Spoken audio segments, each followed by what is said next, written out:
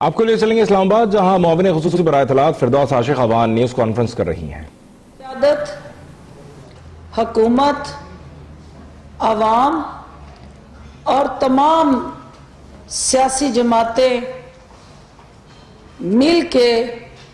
اس دن مظلوم کشمیریوں کے ساتھ اظہار یکجہتی کرنے کے لیے 5 فروری اور آنورڈ یعنی 1 فروری سے لے کے 5 فروری تک پری یوم یکجہتی کشمیر وہ ایونٹس ترتیب دیں، اور پھر 5 فروری کا دن جو ہے اس کو سرکاری سطح پہ، عوامی سطح پہ، ہر اس فورم پہ اس انداز سے منایا جائے کہ کشمیری جو اس وقت کرفیو زدہ ہیں، انڈر سیج ہیں، ہندوستانی استحصالی اس انتہا پسندی کی سوچ نے ان کو جکڑا ہوا ہے، اور جبر سے، ظلم سے، طاقت سے ہندوستان ان کے انسانی، مذہبی، آئینی اور قانونی تمام حقوق کو قتل کر رہا ہے۔ تو بھرپور انداز سے کشمیریوں کے ساتھ اظہار یکجہتی کیا جائے، اور اس کے لیے پارٹی کی جو تنظیمیں ہیں وہ ہر تحصیل، ضلع، غرض کے نیچے ٹاؤن کمیٹیوں تک، گلی محلے تک یہ تحریک جو ہے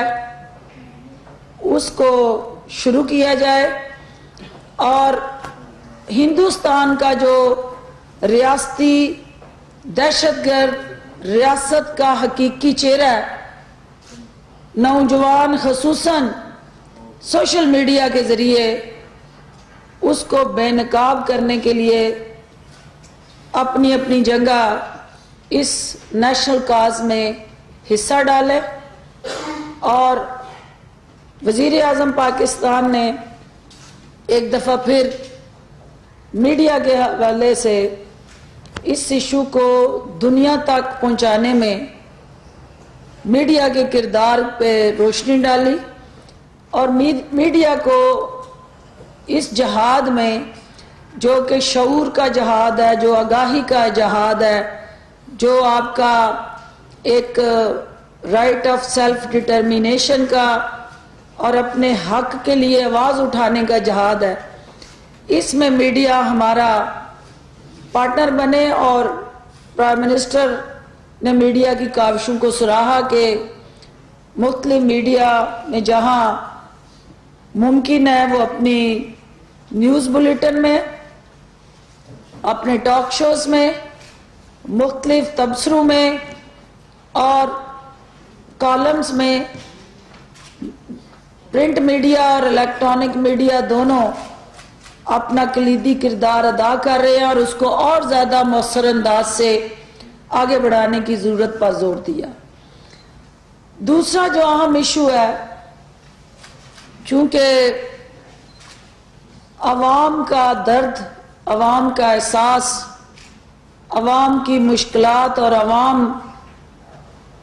کی حالیہ مہنگائی کی وہ لہر جس سے عوام کو تشویش لاحق ہوئی، وزیر اعظم نے تفصیل سے ان تمام زمینی حقائق پہ روشنی ڈالی، اور ایک دفعہ پھر اپنے اس عزم کو دہرایا کہ ظہیرہ اندوز، ملاوٹ کرنے والا مافیا یا ٹارگٹ کر کے پلانڈ ایجنڈے کے تحت عوام کو بنیادی ضروریات اشیاء جو ہیں ان کی دست دور کرنے والے عناصر کی سرکوبی کے لیے حکومت نے جو اقدامات اٹھائے ہیں ان سے اجلاس کے شرکا کو آگاہ کیا. خصوصی طور پہ گزشتہ چند ہفتوں سے جو آٹے کی قلت کے ساتھ جڑا بیانیہ تھا، اس بیانیے کے ساتھ جو پس پردہ حقائق ہیں، اور پھر حکومت نے ان عناصر کی سرکوبی کے لیے جو اقدامات اٹھائے ہیں، وہ مختلف صوبائی حکومتوں کی رپورٹ انہوں نے شرکا کے ساتھ شیئر کی، جس میں پنجاب حکومت نے جن فلور ملوں کے خلاف ایکشنز لیے، جو سرکاری افسران کو سسپینڈ کیا گیا، اور پھر کس طرح سب سے ضروری جو سمگلنگ کا ایلیمنٹ ہے اس سے آگاہ کیا لیڈرشپ کو کہ حکومت کی پابندیوں کے باوجود گٹھ جوڑ سے، ملی بھگت سے کس طرح گندم جو ہے وہ افغانستان سمگل ہو رہی تھی. اور اس حوالے سے کوئٹہ کلیکٹریٹ میں جو کسٹم انٹیلیجنس نے بریک ڈاؤن کیا، اور ان کی خبر کی بنیاد پہ، ان کی انٹیلیجنس بیسڈ جو انفارمیشن، جو ایکشن ہوا، جس میں کوئٹہ کلیکٹریٹ میں 2 کلیکٹر، جو ایک اینٹی سمگلنگ کے، ایک اپریسمنٹ کے، اور ان کے ساتھ دیگر عملہ جو ہے اس کو ایکشن لیتے ہوئے اس سمگلنگ میں ملوث پائے جانے پر سسپینڈ کیا گیا، او ایس ٹی بنایا گیا. ایف آئی اے اور ایف بی آر کے زیر نگرانی انکوائری شروع کی گئی، اور اس طرح کے مختلف بارڈرز پہ افواج پاکستان کی مدد سے ایک ایسا ٹرانسپیرنٹ میکنزم جو پاکستان کی عوام سے وہ چھین کے حق دوسرے ممالک میں چند ٹکوں کے لیے، چند سکوں کے لیے عوام کو مشکلات میں ڈالنے والا جو ٹولہ ہے، اس کو بے نقاب کرنے کا وزیر اعظم کا جو فیصلہ ہے، جو ان کی سوچ ہے، اس کو انہوں نے ایک دفعہ پھر دہرایا اور شرکا کو بتایا کہ عوام کو مہنگائی کے عذاب سے نکالنے کے لیے صوبائی حکومتوں کو وار فوٹنگ پہ کام کرنے کے لیے جو ہدایات دی ہیں، پاکستان تحریک انصاف کی جو ضلعی قیادت ہے وہ ان پہ نظر رکھیں، اور انتظامیہ کے ساتھ مل کے جہاں کہیں اس قسم کا گٹھ جوڑ نظر آتا ہے جو مصنوعی بحران پیدا کرنے کے لیے اضلاع کی سطح پہ ہم آپ کے لیے چلیں گے اسلام آباد، جہاں معاون خصوصی برائے اطلاعات فردوس عاشق آباد نیوز کانفرنس کر رہی ہیں.